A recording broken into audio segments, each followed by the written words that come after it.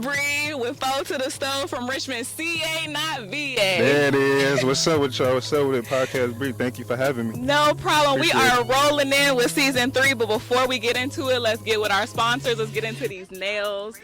Nails Cam. Shout out to Nails and Bree. Go follow her. And I'm going to give you our other sponsor. Shout out to Kaya Clips. Kaya Clips. Don't get burnt and protect them lips. I made him a custom-made roach clip, so here you go, sir. Oh, it's lit. A roach clip. Oh, it's lit. All right, so we are here with Foe to the Stove. He is a rapper. He is an artist. He is a little brother. He's a big brother. He is an inspiration to his peers.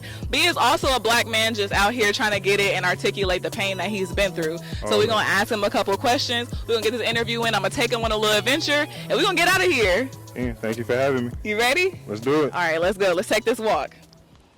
Okay, so my first question is, how were you able to turn up a fuzz spot? Like, you had a whole concert at a fuzz spot, and that shit looked lit as hell. Oh, if I'm not mistaken, I think that was the one at home.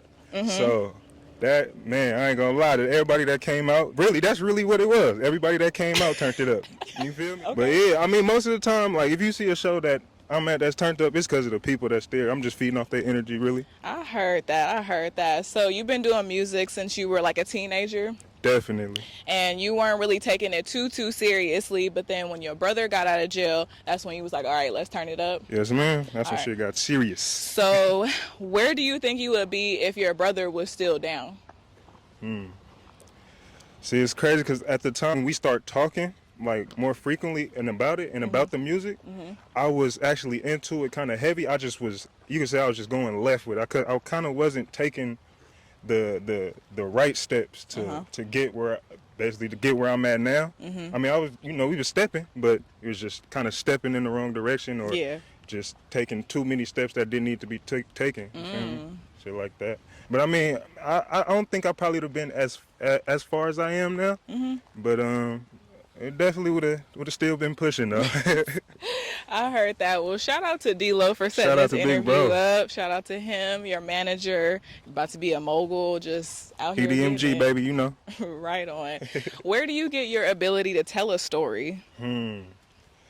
That come from early in my school days, really. I was never like a real mathematician, or I wasn't really into the whole history thing in school.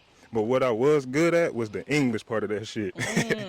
So like, nigga, you give me a topic or story, I'll write that bitch out for you real fast. And 4 pages, don't even matter. You feel me? It's like that was just one of my strong points in school, is like reading and writing and shit. So I think I kind of credit that to the rap shit, really. And that's good, because my ability to articulate definitely come from my early childhood development. I used to read a lot of books. I used to write and stuff. So I know a lot of people who didn't do that kind of lack in that. And I've noticed, like, since I have not been reading as much, I just have kind of lost certain ways that I talk, and I be like, why is my brain just not clicking? It could be the weed too, but neither here nor there. It's neither here nor there. For real. Definitely, I was like, let me start reading some books and stop reading tweets, because it's like real sentences, and it definitely helps you. Yeah, nigga think reading articles on the social medias, that's reading. That don't count as reading. No, you follow. Pick up a book. Yes, pick up a book and actually follow along and comprehend something, a storyline. So definitely. That's what's up. You rap about a lot of different things, but I'm always going to go ahead and shout out to the women. So what role do women play in your life? Oh shit, they have the biggest role in my life. Whether it's my mom, aunties, grandmothers, sisters, you feel me, cousins, like, you feel me, like any woman in my life, like me personally, they like the biggest influence in my life, for real. Because in all actuality, like, I really do it for them. I got younger brother siblings and shit too, but for a minute, all I was seeing was girls. So man, so I ain't get the brothers till late. But yeah, they my biggest motivation. That's really who I do it for real. That's what's up. So you are from Richmond, California, correct? Yes, ma'am. Richmond, CA, not VA, y'all. VA, yeah. Come on. He made sure to let us know. So what's your favorite taco spot in Richmond? You said, who do I need to talk to have tacos for Thanksgiving? So what's your favorite taco spot in Richmond or in the Bay? As of right now, it's a little taco truck off Rumrill, man. If you get on Rumrill, you get up, you gonna see that motherfucker. On 23rd?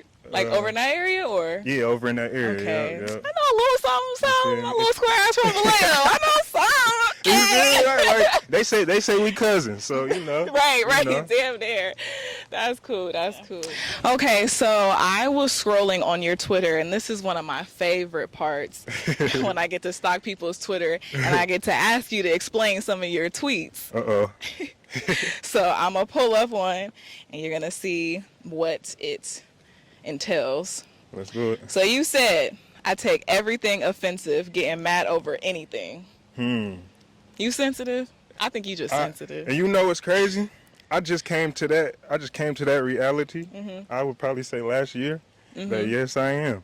Very sensitive. Yeah. Me too. And that's okay.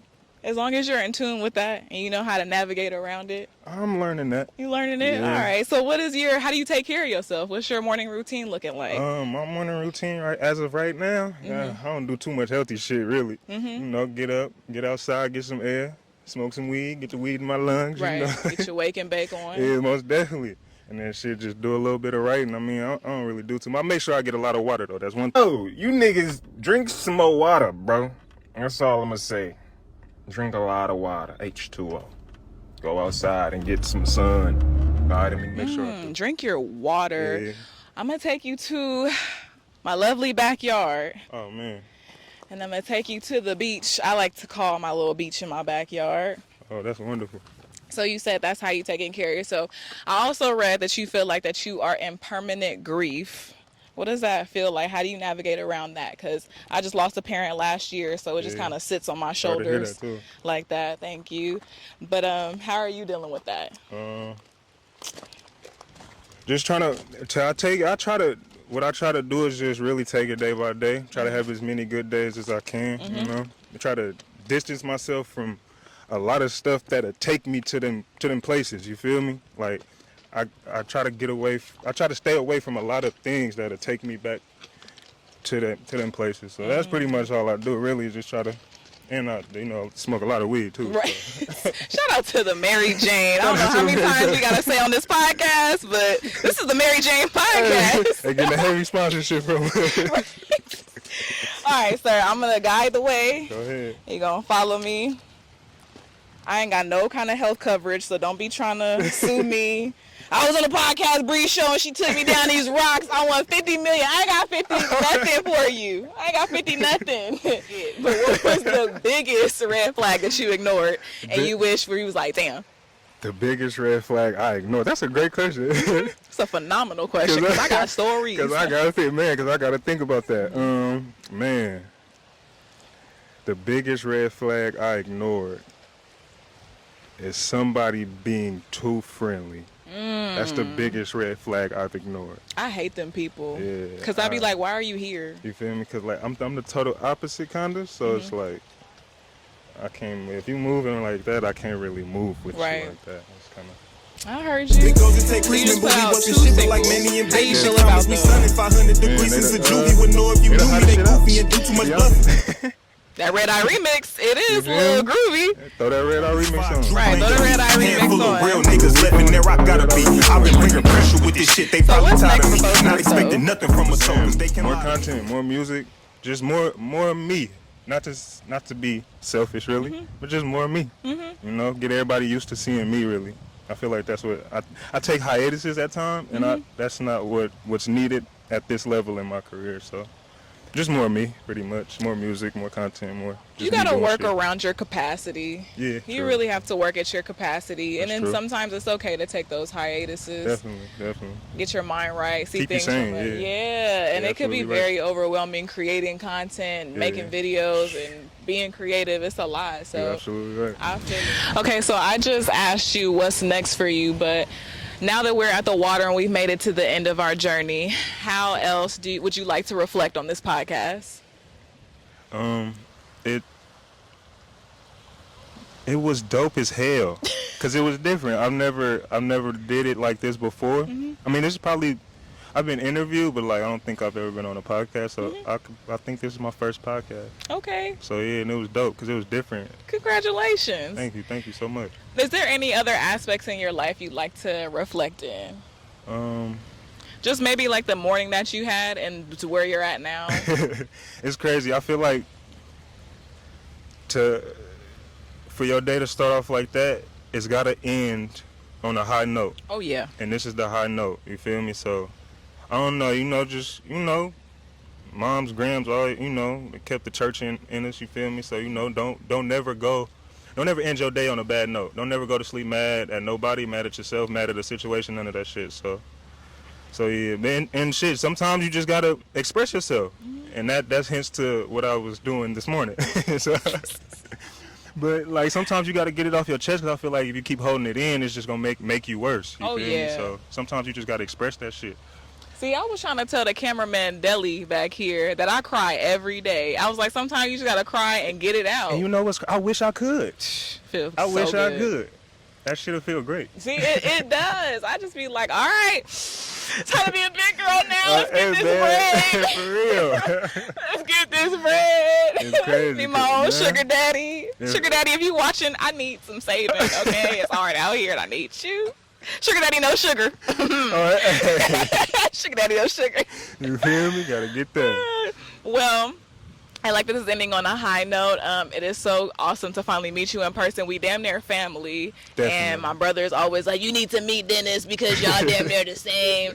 And y'all the same person. And he's actually the one that sent me the video this morning. And I was like, I don't act like this. He's like, yes, you do. I was like, no, I don't. Come on, B, leave us alone. Right, leave us alone. We just sensitive. It's okay. We just be going through it, and that's just the way we express. Right. All right, one more question before we go. Where did you get the name Foe to the Soul from? Oh man, give us a little story. Man, the neighborhood I grew up in, really, in Richmond. The streets I grew up on was actually 4th, 5th, 6th, and 7th. And 7th Street actually was the street with the store on it.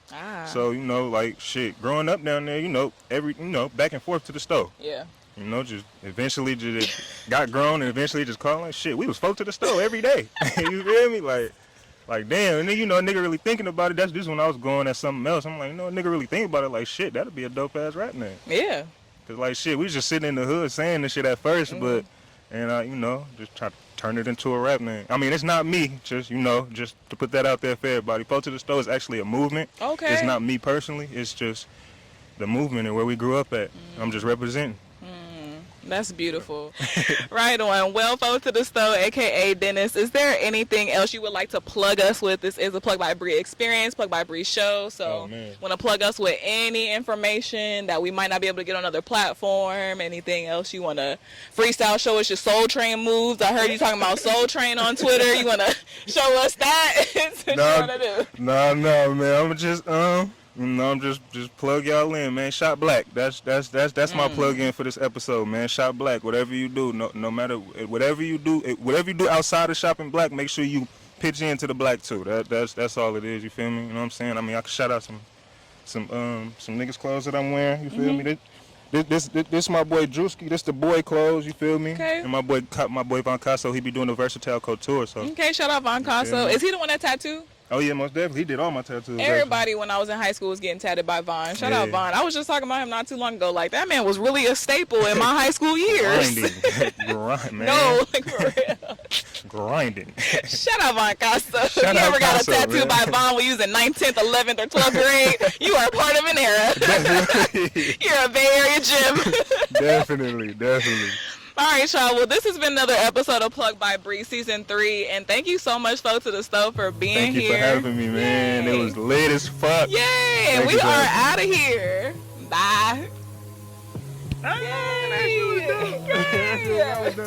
I'm glad you like it. Yeah.